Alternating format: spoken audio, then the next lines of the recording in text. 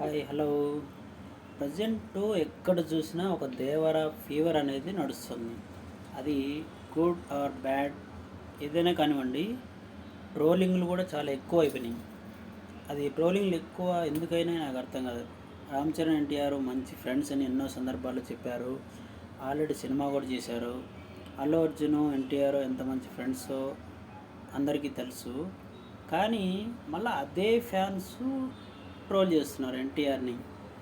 This is what ఇది చాలా విచిత్రంగా ఉంది. ఫ్యాన్స్ అందరూ కూడా తెలుసుకోవాల్సిందంటే వాళ్ళు ఎప్పుడూ కూడా ఒకటే, మీరు ఎందుకు ట్రోల్ చేస్తున్నారు ఎన్టీఆర్ని కానివ్వండి, దేవరాని కానివ్వండి. ఇక్కడ చాలా లాజిక్లు ఉన్నాయి. ఎందుకంటే ఆచార్య సినిమా ఫ్లాప్ అవ్వడం వల్ల కొరటాల శివ మంచి ఎంతో మొత్తం ఎఫర్ట్ అంతా పెట్టి ఈ సినిమా తీశాడు. అతనికి మంచి హిట్ కావాలి. అలాగే ఎన్టీఆర్కు ఆర్ఆర్ తర్వాత వస్తున్నటువంటి ఎన్టీఆర్ ఇమేజ్ని చూసుకొని దేవరా సినిమా అనేది తీశారు. సో ఇది మినిమం 300 crores దాటితే కానీ దీని అసలు డబ్బులు రావన్నమాట. 350 crores వరకు రావాలి మొత్తం నేషనల్ వైడ్గా, ఇండియా వైడ్గా చూసుకుంటే. All the best.